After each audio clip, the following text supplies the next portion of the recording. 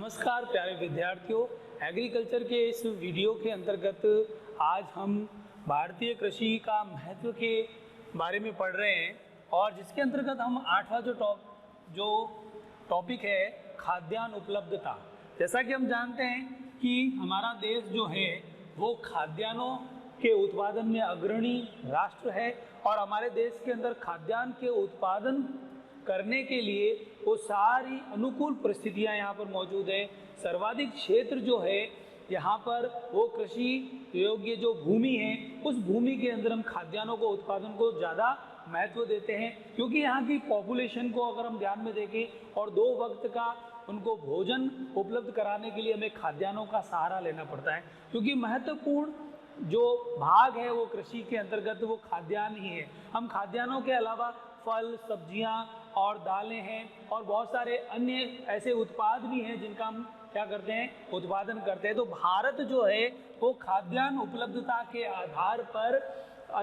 जो है कृषि के रूप में एक अहम महत्व रखता है और कृषि के क्षेत्र के अंदर खाद्यान्नों की उपलब्धता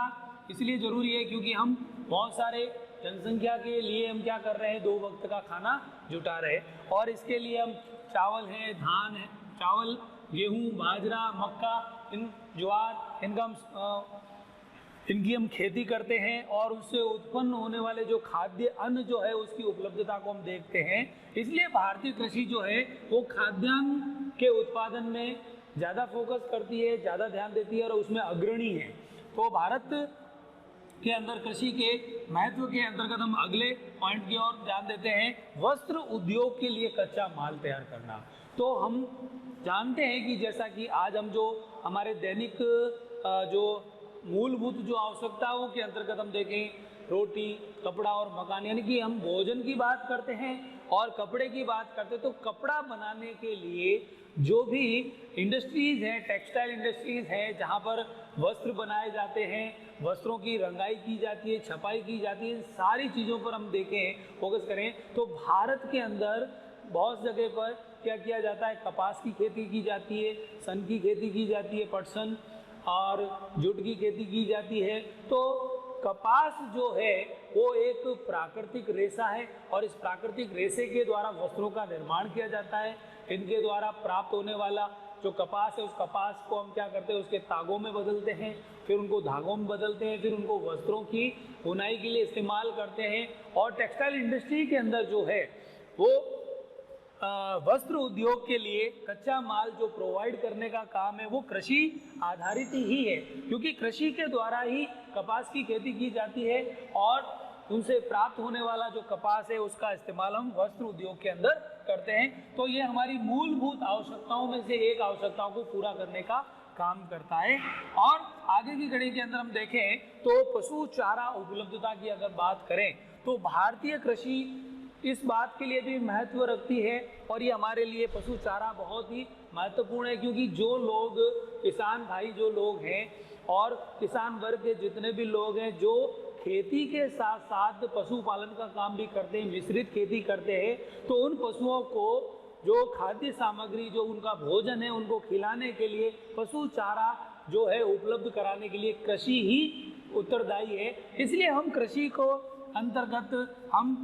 चारा उत्पादक फसलों को क्या करते हैं, बोते हैं, ठीक है ना। तो फोडर क्रॉप्स जो भी हैं उन फोडर क्रॉप्स से जिससे कि चारा मिलता है उस चारा की उपलब्धता इससे हो जाती है और हमारे देश के अंदर जितना भी पशुधन है उनको हरा चारा, सूखा चारा का जो इस्तेमाल हम करते हैं उनको खिलाने के लिए वो उपलब्ध हो जाता है। और साथ ही साथ कुछ फसलें ऐसी हैं जिनके अंदर हम खाद्यान्न उत्पादों को निकालने के बाद में पीछे बचा हुआ जो पादप अवशेष है उसका इस्तेमाल हम क्या करते हैं, उसका उत्तर बना करके उसकी कुटी काट करके हम क्या करते हैं, उसको चारे के लिए इस्तेमाल कर सकते हैं। तो पशु चारा जो उपलब्धता है, पशुओं का जो मुख्य भोजन है उस भोजन को उपलब्ध कराने के लिए भारतीय कृषि एक महत्व रखती है और इस बात पर ध्यान देती है कि हम पशुओं को पाल करके खेती के साथ में मिश्रित खेती करें और जो उनकी आवश्यकता है वो फसलों के द्वारा ही पूरी हो जाता है, ठीक है ना। इसके बाद में हम अगला टॉपिक पर देखते हैं कि कृषि आधारित उद्योगों के लिए कच्चा माल। आज हमारा भारत देश जो है किसी भी उद्योग धंधे की अगर अपन बात करें तो भारत में 70% की जो आबादी है वो कृषि और कृषि से संबंधित कार्यों को करती है। और उन लोगों के लिए मुख्य रोजगार का काम भी कृषि आधारित ही है, क्योंकि जब तक कृषि के द्वारा मिलने वाला रॉ मटेरियल कच्चा माल अगर इंडस्ट्री तक नहीं पहुंचता है तो वो इंडस्ट्री नहीं चल सकती है। इसलिए उद्योगों को चलाने के लिए बड़े पैमाने पर हम क्या करते हैं, खेती करते हैं। जैसे हम तिलहन की बात करें, अपन तेल इंडस्ट्री की बात करें, ऑयल इंडस्ट्री की, तो वहाँ पर उनको तेल प्राप्त करने के लिए हम क्या करते हैं, खाद्यान्न उत्पादनों में हम तिलहन के जो बीज हैं उन बीजों का इस्तेमाल करते हैं और उनके द्वारा जो तेल निकलता है उसका हम खाद्य पदार्थ के रूप में उसका इस्तेमाल करते हैं। साथ ही साथ वस्त्र के लिए भी अगर अपन देखें तो कपास उपलब्ध होती है। फूड प्रोसेसिंग की अगर अपन बात करें तो यहाँ पर हम जो कृषि आधारित जो फल हैं, सब्जियां हैं, दालें हैं, उनकी हम प्रोसेसिंग करके उनको अन्य उत्पादों के अंदर बदल देते हैं ताकि ग्राहक जो है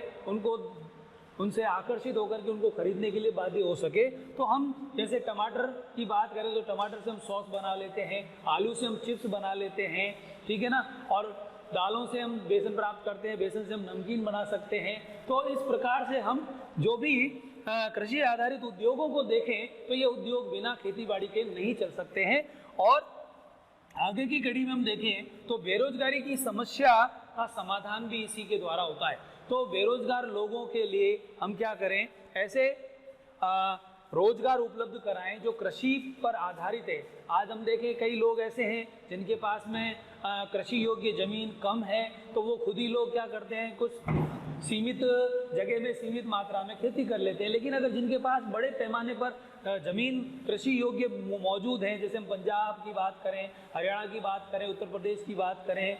गुजरात की बात करें, तो वहाँ पर कृषि योग्य भूमि जो है उसकी मात्रा अधिक है और उपलब्ध जमीन जो है कृषि योग्य, उसके ऊपर हम क्या कर सकते हैं, बेरोजगारों को रोजगार देने का काम कर सकते हैं। आसपास के जितने भी क्षेत्र के जो भी लोग हैं वो कृषि से संबंधित काम यानी कृषकों के रूप में वो काम करके क्या कर सकते हैं, अपने दिहाड़ी का ले सकते हैं, दिहाड़ी जो मजदूरी उनको मिलती है उसका, है ना, पारिश्रमिक प्राप्त कर सकते हैं। तो बेरोजगारों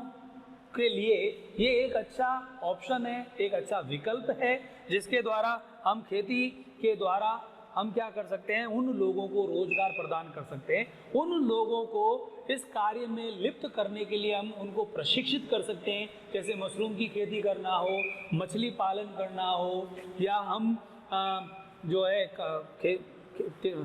मशरूम की खेती करना हो। इसके अलावा हम बात करें कि पोल्ट्री फार्म को खोलना है, अपन को कुक्कुट पालन करना है, मछली पालन करना है, या मधुमक्खी पालन करना है, तो ऐसे कई प्रकार के रोजगार के विकल्प हमारे पास मौजूद है। लेकिन उनके लिए हमें उन लोगों को अगर जानकारी नहीं है जैविक खेती की, अगर उनको जानकारी नहीं, तो इन लोगों को हम प्रशिक्षित करें। प्रशिक्षित करने के उपरांत हम क्या कर सकते हैं, इन लोगों को जगह अगर इनके पास में मौजूद है तो ठीक है, अगर नहीं है तो हम इनको जगह उपलब्ध करवा कर इनको रोजगार के लिए वहाँ पर प्रशिक्षित करके इनको ऋण मुहैया करवा सकते हैं और उस ऋण के साथ साथ उनको सब्सिडी दे सकते हैं, ताकि वो लोग पैसा खर्च करके वहाँ पर पूरी मेहनत के साथ में प्रशिक्षित होकर के ये सारी जानकारी को लिए लेते हुए क्या कर सकते हैं, एक उन्नत प्रकार की कृषि या एक टिकाऊ खेती को कर सकते हैं, और जिससे हमारे देश की आर्थिक स्थिति मजबूत होगी, किसानों की आर्थिक स्थिति मजबूत होगी, और हम भारत के जो लोग हैं, हमारा भारत जो देश है, उसकी पूरी आर्थिक व्यवस्था जो है वो कृषि पर आधारित ही है। अगर कृषि कार्य बाधित होता है तो हमारे देश की आर्थिक स्थिति